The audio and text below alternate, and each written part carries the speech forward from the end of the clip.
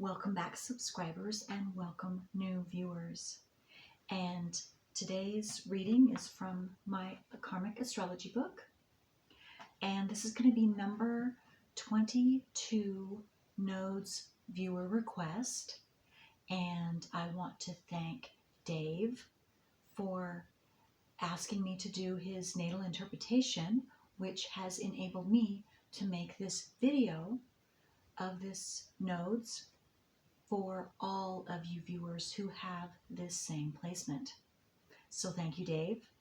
And of course, I always want to thank each and every one of you who have subscribed, who like and share my videos, because that helps my whole channel and all of this information, invaluable information, to circulate out to more and more individuals who need this information just like you.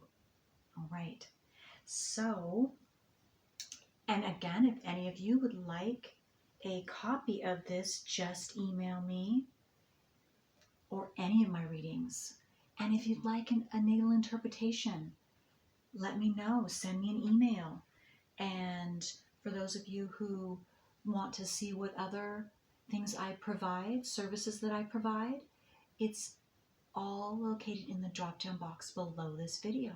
Okay, so, and this North Node is North Node in the 4th house, South Node in the 10th house. Okay. This individual must learn to overcome the karmic feeling that he is the vital center of all situations around him. He comes into the current life with subconscious memories of a past sense of dignity, which leads him to believe that at least certain areas of life experience are beneath him. And before I go any further, I want to say to all of you who have this placement or any placement that you are born with this, and it is put into your subconscious, so you don't know consciously that you have a program or have this program. It just naturally and automatically, for all of us, whatever ours are, because we have two parts to that, the house placement and the zodiac sign placement part, we all are going to automatically feel like if we do our South Node, and we don't know it's our South Node, we just, again, it's a program. If we do this program, this is what's going to get our needs met, and this is and everything that we want out of life in this specific way if we go about it fulfilling the program. Okay. And it's not true, of course. And so what I'm reading, please don't feel bad. Don't, no embarrassment. No, each and every one of us, again, we have a South Node. This is your specific South Node that you will do. You will see yourself, and as I'm reading, of course, embarrassment, all different kinds of feelings are going to come up. The same thing happened with me in my particular South Node. So again, do your best. Don't feel bad. This is it. And now you are becoming consciously aware because you're listening. You're listening to me read it. And if you'd like a written copy of it, then that even helps assist you even further in a second way to bring that out into your conscious awareness, which is what you are desiring, because you wouldn't be listening if you did not want this to be taken care of and be able to go beyond this now. Okay, so that's tremendous. His prior incarnations have put him in the position of being captain of his own ship, if not the commander of others. As a result, he's used to assuming an authoritative position whenever the weakness of others triggers his powerful need to take charge. Again, this is what you're automatically going to do. many times over, no doubt. And as you're listening, you probably remember certain situations where you have done this. That's a good thing, though, because again, you now are ready and you can now overcome this and do something different. So you can have the blessings of your North Node, which we will speak of just a little bit. Okay. He enjoys the role of protector and goes to extremes in filling his life with those whose very weaknesses put them under his dominion. By so doing, he is constantly testing his own power to stand tall. This is a lonely position, for here the individual is so concerned with his self-appointed mission that he never allows others to see into his real self underneath. What he shows is a facade or the uniform of the role he feels obliged to play. In the current life, he goes through experiences which teach him to come down off his skyscraper and make sure of the foundation underneath. It is in the area of his most highly intimate relationships within his own family that the stage is set for his lifelong battle in an attempt to gain control of his own roots.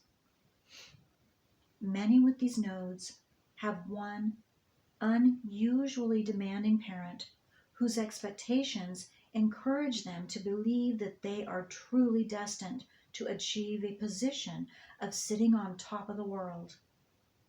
As a result, they are discontented with whatever situation they are in, for always it falls short of what they feel they were meant to do. The karmic lesson here is that a bird in the hand is worth two in the bush. The individual must overcome his readiness to forsake what he has for the possibility of attaining what he doesn't. So unwillingly is he to see himself in a backseat position that when circumstances force him to do so, he may, in extreme cases, even contemplate suicide. For he firmly believes that without achieving some great destiny, life is utterly worthless. This incarnation brings him through the experience of facing the conflict between a career for himself and the demands of his family. He must learn maturity, for with all his projected strength, power, and dignity, he is nearly a cripple when it comes to solving his own emotional problems. He must examine his roots, and after pulling his head out of the clouds of his past, build a practical foundation for his future.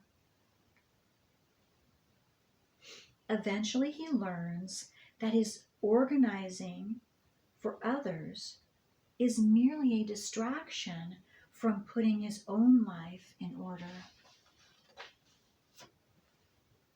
The relationship established with parents early in life is more important in these nodes than in any other position of the zodiac. Here, the individual will spend much of his life energy attempting to be totally free and independent of his parents, yet always conscious of how much he needs them. Nevertheless, the reaction patterns to life continue to show a definite parental defiance, masking a strong need for parental love. This soul is at a point in karma where he feels unappreciated for all his efforts. The past incarnation residue is based on achievement for the sake of recognition and appreciation. Now, achievement is to be its own reward. The soul must stop trying to gain audience for its deeds, realizing that the audience will always be there if the deeds are great enough. It is in this process of seeking an audience through which the individual tends to lose himself. He must literally transform his fourth house into a new birth of emotional attitudes, learning the lessons that when a man stands on tiptoes, he is unsteady. His life is like the beautiful orchid, a splendid sight to behold when raised and nourished under the most delicately controlled environmental conditions. But once the orchid is prepared for display, it is snipped from its roots, ensuring wilting and certain death after a short time. This individual will be faced with the choice of being the overlooked orchid growing in a garden of thousands, or sacrificing his own happiness to be the beautiful flower on someone's lapel. As soon as he overcomes his past life need for display, he can start to grow to the maturity he is so desperately seeking. The sign which contains the south node indicates the ways through which he still overemphasizes his importance. The sign which contains the north node shows how he can grow to become in substance so emotionally fulfilled that he no longer has to equate his happiness with his sole memory of prior life personal esteem. Okay. That is all I have for you right now.